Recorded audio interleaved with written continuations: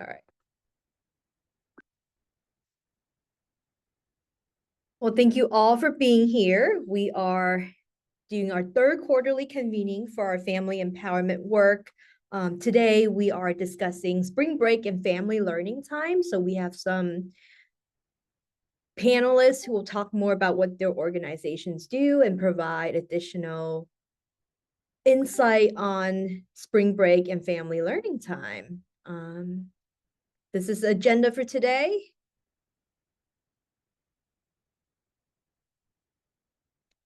All right, time to break the ice. I like to start often with these. Often I like to start these with an icebreaker. So if you can have dinner with any fictional character, who would it be and why? Feel free to put it in the chat or come off screen or come off mute since we're a very intimate crowd today.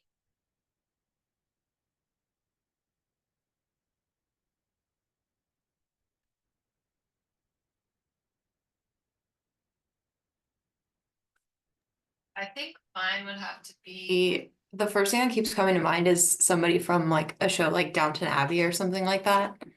I really like yeah, historical fiction kind of stuff, so I feel like that would be my answer. Superwoman's a great answer also. Yeah. Thank you for that, Miss Graham. Superwoman. I would ask the same thing. Teach me your ways, please. I must be the boring one. I cannot think of anybody. And the librarian here, can't decide. I don't know. It's too many good fictional characters. I don't know. I want to meet all of them. So yeah, sorry, I can't decide just one.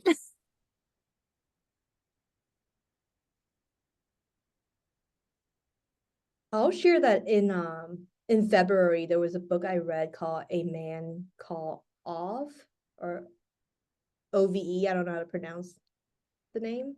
It's old. I think it's like from Sweden or somewhere. Yeah. Yeah. If to me it felt like people watching because I think he might be dealing with like dementia. But I would love to have dinner with him and then like see what he would say about me later on of like, you know, what are my quirks and whatnot.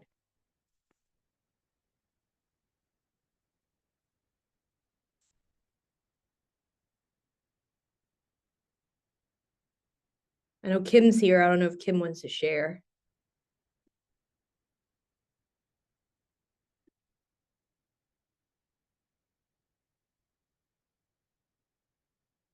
All right. Well. So we are SHRM Co-Foundation and we help schools with family engagement, family empowerment efforts. We also help other organizations that work with families. So I'm Jia. Kim's also here. K-Rel's probably not here, but he's worked at some of our events and he continues to be a great person to provide support for us.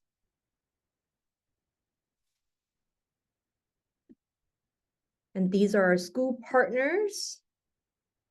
This is a kind of confirmed list. We do have 3 additional schools that we will be adding to this list in the Guilford County area.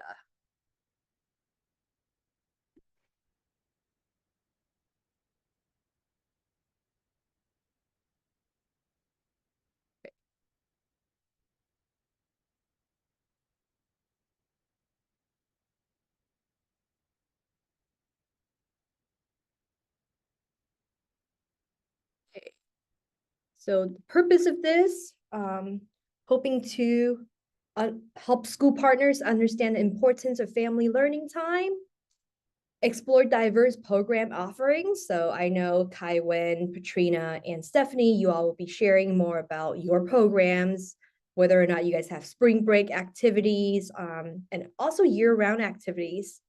Provide our schools with strategies for inclusive and accessible programming, and strengthen school and community partnerships.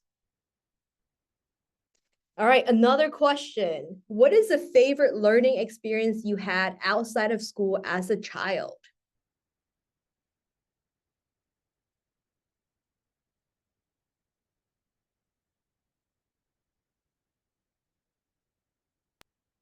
Okay, I'll go first. I think one of the things for me was just exploring outside in nature. I'm all about nature, so that was just kind of self-guided, self-directed to be outdoors exploring with with friends or siblings. Yeah. Yeah. Interestingly, Patrina, that yesterday, Sugar Creek, we had our family engagement council meeting, and we talked a lot about like exploring, be out in nature. Miss Graham shared that visiting parks with her family, that was one of her favorite things. Kaiwen, I'm on the same boat. Anything you can do with your hands. I think for me, it was like building Legos. I didn't have Lego as a kid, but by the time I figured it out, or by the time like I moved to America, I was 9, 10. I got to play with Legos. That was like the best thing ever. I would be building like little, not little, they were big ships and boats and like houses, and just building my own world with Lego pieces.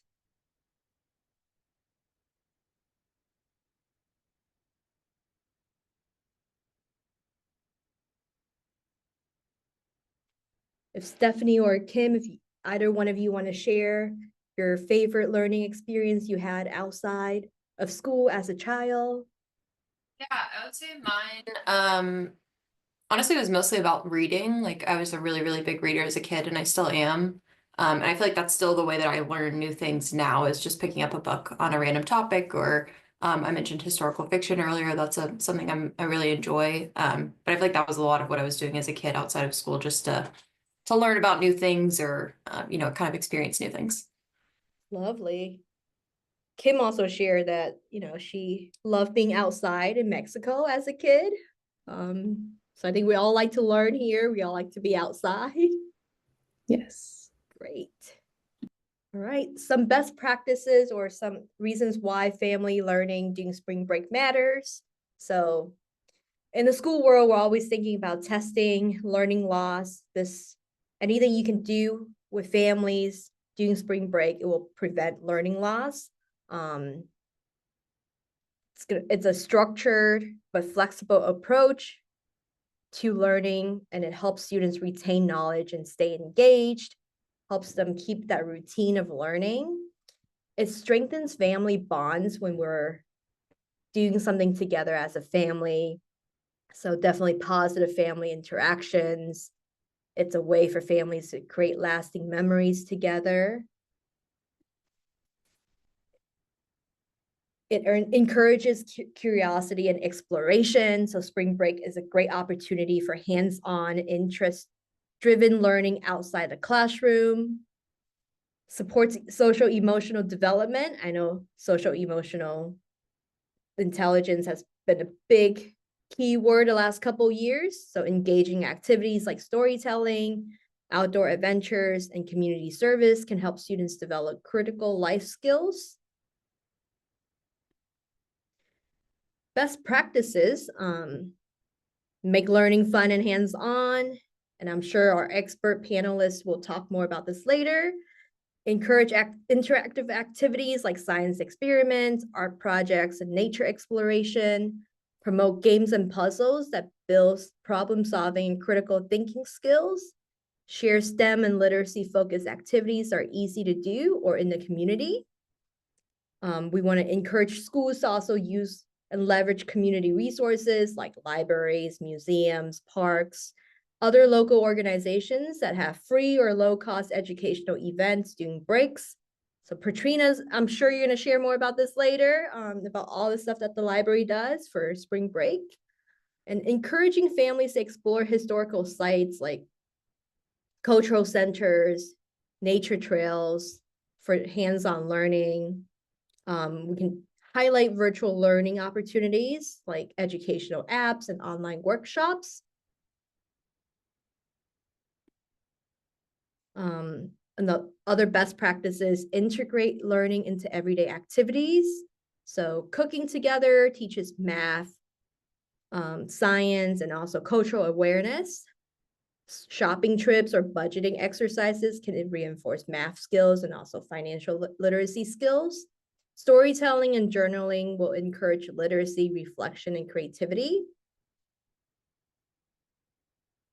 And schools can also encourage social and emotional growth by promoting activities that build relationships like family storytelling nights or community service projects, mindfulness exercises. Schools can encourage families to create unplugged time for meaningful discussion and share experiences. And also offering resources to families on self-care, ensuring that parents and children get rest over spring break so that when they do come back, they feel rested, ready to learn again. And we always encourage our schools to try our best to remove barriers and increase access.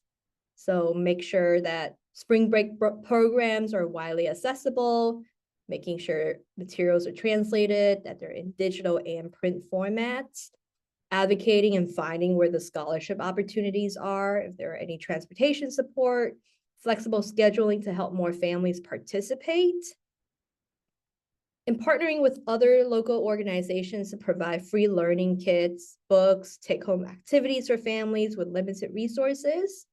So all these things are out there in the community.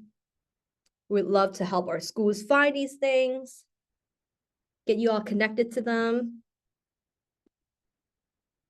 All right, I'm gonna spotlight all of our community organizations, so feel free to talk with each other and share more about your organization, what you all have in terms of spring break and family learning time activities, even your year-round programs.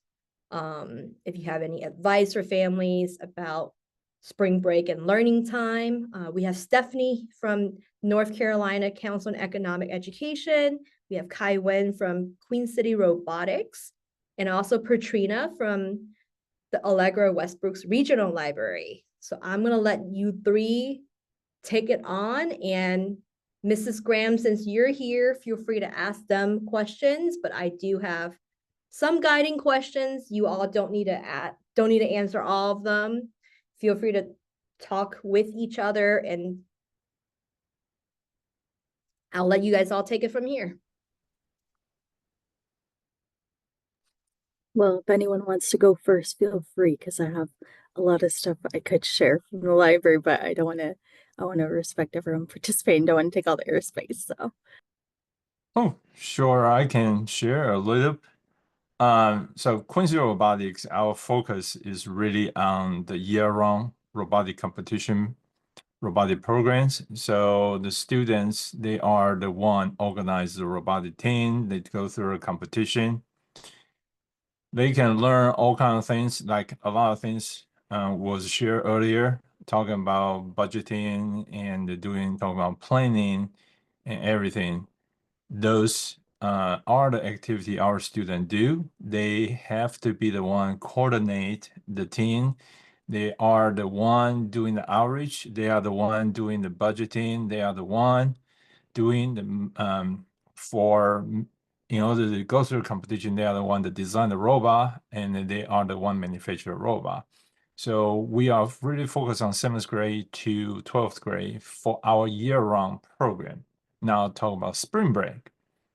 We have a lot of family, they are just can't wait. They want their kids to start with a STEM journey, and obvious for most people, we understand why. We're afraid they lose. Most parents are afraid their kids lost at the starting point. So they start asking us as early as possible.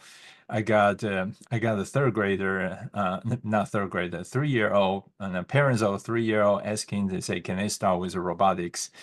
I said, well, that's a little bit too early. Okay. But on the other hand, we really want to encourage the family to find anything during spring break and during whenever they have opportunity, they can start to help their children to explore about the STEM activity, about programming and coding as early as middle school. Reality is, if they are not start to picking up wanting to do math, it just become harder and harder to become an engineer. And the bright side is, if unfortunately you push your kids to go down, become an engineer like me, the bright side is, if they want switching their career to go to business and marketing, usually that's much easier to switch from engineering to marketing than the other way around. For that reason, because we gotta ask every year, so this year we have a spring break program, spring break camp, which is a 3-day robotic camp that we are taking kids to, mainly is for 4th grade to 7th grade. So taking them through the basic coding process to help them to start learning problem solving, to solve the real robot, how they interact with real world object, and learning how to do a program. And this year we have the first ever spring program, but we already have the semester after school program has been over there for years. We also have a summer program for years, and we last winter break we have a winter break program. So go to qci.eventbrite.com. You can see our public program. Again, we have one in this spring. What we really want to do is, despite how much we think the program actually help, despite how much we think the program, how wonderful they are, there are some of the kids don't feel comfortable to jump in with both feet for the regular robotic program. So this is a great introduction. They will have the peer instructor taking them through the basic coding process, so they can feel more comfortable, bring their confidence up that they will be able to contribute to the team when they join the team. So that's what we have during summer program. Again, what we are trying to do is it can be very abstract for the kids to thinking about what does the coding do. A lot of this STEM subject is very, very abstract to them. And when you talk to them about robot, the image of a robot and the reality, what we do, they typically has a very, very big gap. So with our program, that is the feedback we receive from the students multiple times, is the program help them to visualize what a coding can do. And that is something you cannot learn from the regular school.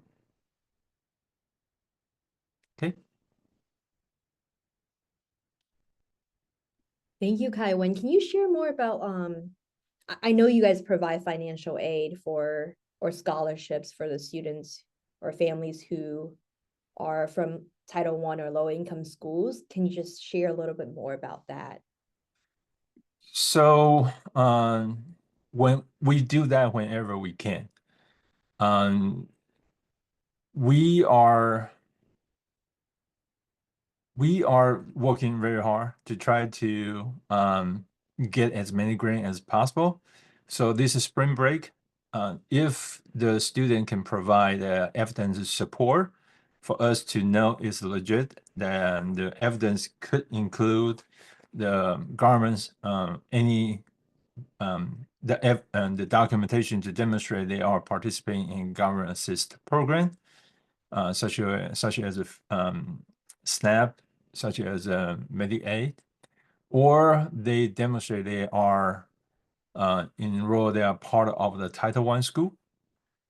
We have this year we received a small grant from our partner Mecklenburg Aviation Museum, so we can provide 20% discount to ease the financial burden. Thank you.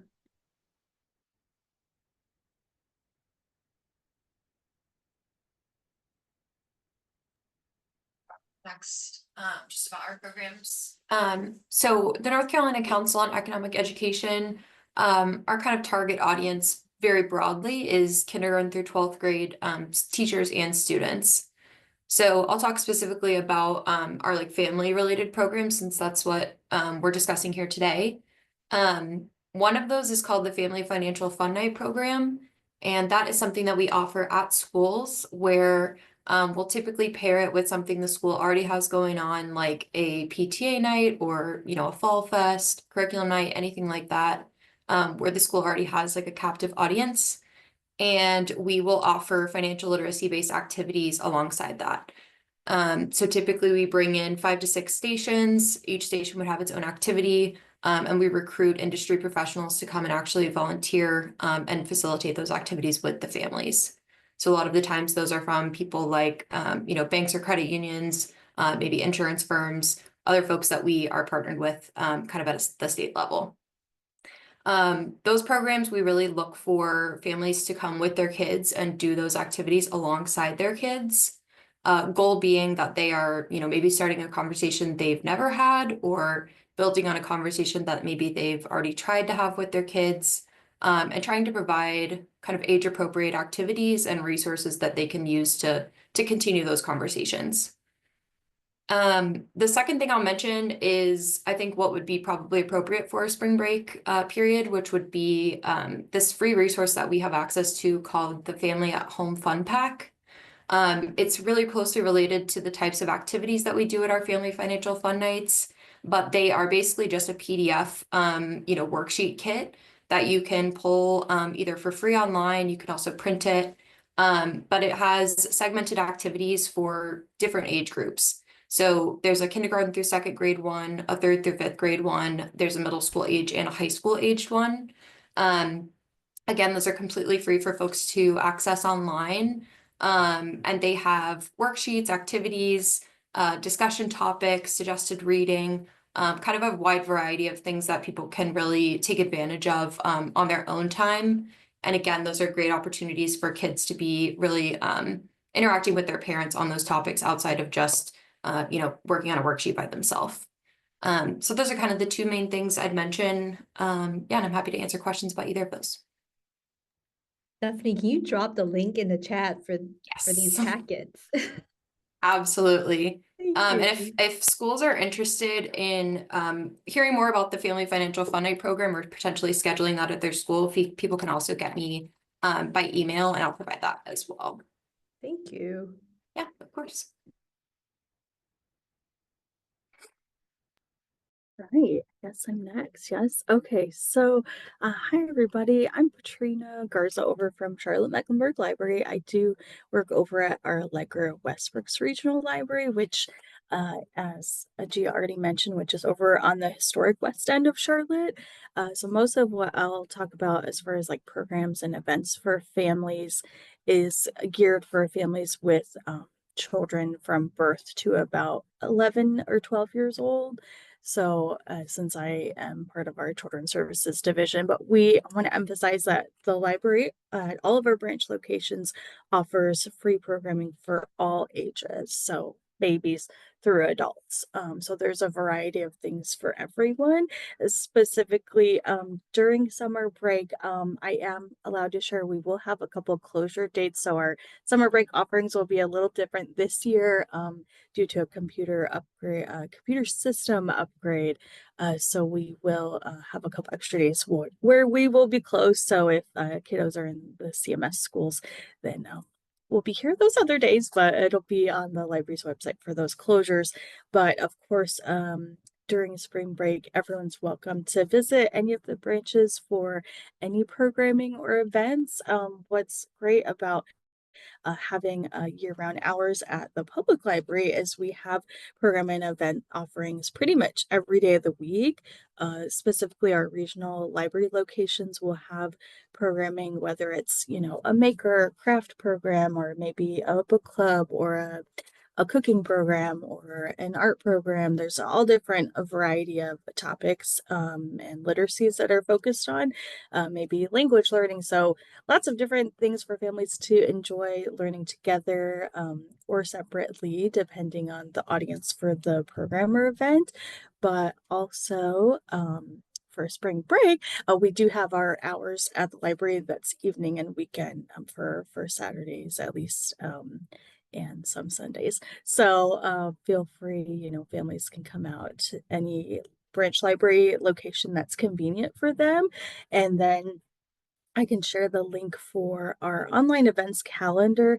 In addition, though, to programming and events at the library in person, we do have some events that are still offered in a virtual setting. So that might be like a language learning, like ongoing kind of series. I know we've got like, I believe for Arabic and French and Spanish.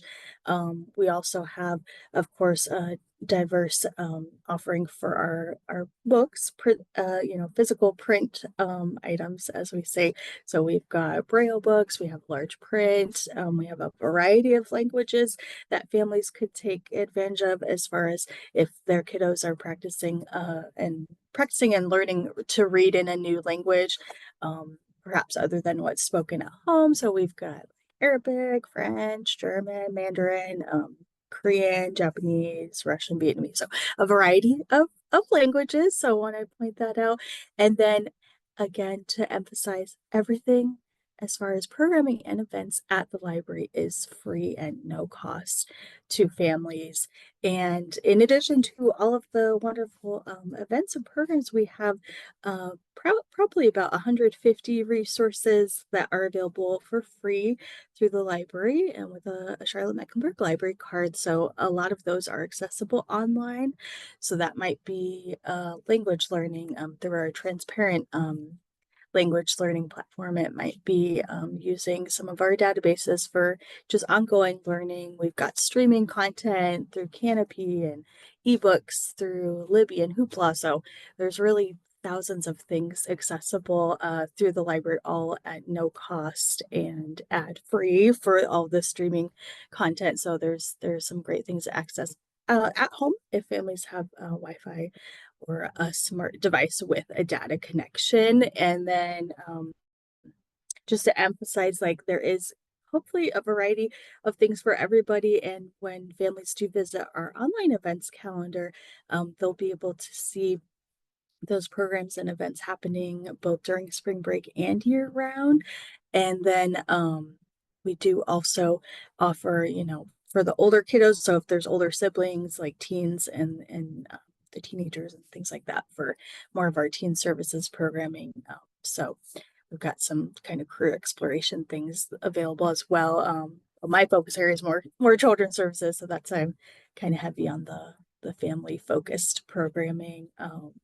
But yeah, I'm trying to think of what's on the question list. There's other things I could share. Oh gosh. Yeah, I would just say, the spring break time, I know everybody has different schedules and availability, but I think it's great to utilize, of course, library resources. But big thing, just reading, right? Just, 15, 20 minutes a day reading together at home together, whether it's reading, the news, or reading an ebook, or listening to an audiobook, or reading graphic novels or comics, magazines. Like, there's all different types of options, and that bonding time created through reading, no matter what the age of the kiddos at home, is really very, very important, and would love to emphasize that piece, of course, for that lifelong learning great habit. So reading together, and I can share a couple other links for our Read Together site, which is from, I believe, Charlotte Read, in a partnership with the library. And there's some reading and literacy tips there, I believe in Spanish and English. I could share that out. So that's probably about all I can. Oh no, sorry, one more thing, which the families listening to this recording will probably be aware of our partnership with CMS schools, with Charlotte Mecklenburg Schools, for One Access. So any of the students whose families have opted into our One Access program can utilize their student ID number to access all of the library's online resources, as well as they can check out up to 10 physical items at once. And then for those in other school settings, families, parent or guardian wants to sign up for a card for their kiddos, they can definitely do that. But that One Access program, that is a partnership with CMS, the kiddos may already be familiar with that. When they come into any branch library, they can just utilize their student ID number to both check out materials and, of course, access computers and our online resources. Thank you all for sharing all these very beneficial programs and resources that we have in our community. And of course, there are other things out there, like Park and Rec has all sorts of things going on. The YMCA has all sorts of things going on. Mrs. Graham, since you're here on behalf of the school, do you have any questions for either Kaiwen or Stephanie or Patrina about any of their programs? No specific questions. Everything was very thorough. I'm over here just taking notes. So I just appreciate it. I love learning about new opportunities for our families that I can then take back and share. So I'm absolutely going to take everything that I've learned and heard today from the three of you back to my school. So I appreciate it. Thank you. And I know Mrs. Graham, maybe 3 or 4 years ago for spring break, I remember this was like during COVID. Sugar 3 Creek, years. yeah, you guys had done like a bingo car for families to do activities together. Did you want to share a little bit more about that? Sure. Are we able to share it on the screen so they can see it? Let me see. Or I can pull it up.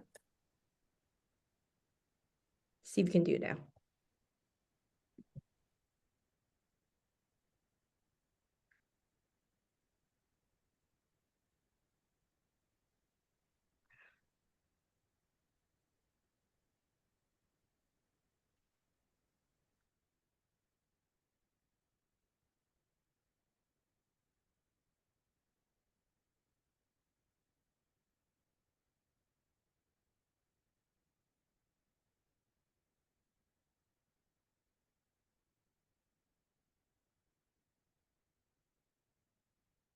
Okay, so as Gia was saying, a few years ago, it was during COVID, so we really wanted to help our families get out and start exploring a little bit more. So one of the things that we talked about and planned was a spring break bingo. And kind of as you can see, we divided it up into different categories: experiences, art, food, outdoors, and educational. And so these were the dates of our spring break, and we just kind of found things that were happening around the city of Charlotte and plugged it in. So as they matriculated, and we get 2 week spring break, so they really need things to do. So as they matriculated through their time, we just encourage them to fill out their bingo card by exploring some of these things with their families. So they're excited. A lot of our families turned the bingo card back in, and the kids got like a free homework pass, and that's how we encourage participation. But I'm glad Gia asked about this, because it was one of those things that we did after COVID, and then we got back in the building. It was like, okay, back to academics, but you put it back on my radar, and so we're going to try to do this again for this spring break. So we're excited about doing that again. So thank you. Yeah, of course. I see like, get a library cards on here, like Mhm, explore a local greenway. And it's also like family fun time too, right? Like mhm, enjoy your favorite ice cream together. mhm. Go to the park and have a picnic. Yeah. Thank you. Thank you for sharing. You're welcome. And here are some other things for in terms of spring break and family learning time resources. So of course, SHRMCO, we have the bi-weekly family resources newsletter that gets sent out to a lot of families. I know all of our schools are on it, so feel free to reshare that with your families. Discovery Place, lots of hands-on activities. Discovery Place Nature, it used to be called the Charlotte Nature Museum. The Solenberger Aviation Museum, like Kaiwen mentioned earlier. The Mint Museum, like all sorts of museums. The YMCA, Mecklenburg Park and Rec. And then another like website is Charlotte on the Cheap. They list a lot of all sorts of activities are cheap or free.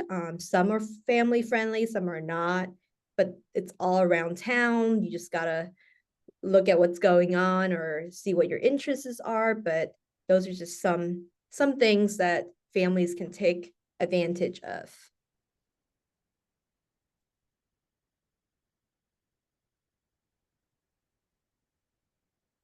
And that is our quarterly convening. So hopefully our schools listening to this, you get to get a little bit of insight about family learning time, and hopefully this gives you some more ideas of what resources you can share with your families. And thank you all for joining us. Yeah, I mean, add one more point. Yeah, Yeah, I listened to all of this, so I was lucky when I raised my two boys. My wife is a stay-home mom, so I never thinking about say what I'm going to do during summer, what I'm going to do during the spring break, because she take care of everything. I got an easy life, and for all the moms out there, here's honest opinions. I'm much rather to go to work than stay home. And the mom is a hard job. It has a full-time job and work for 24/7. So there's one thing I forgot to mention. When we design our break camp, so it can be a summer camp and winter camp, as well as what we just do with the spring break camp.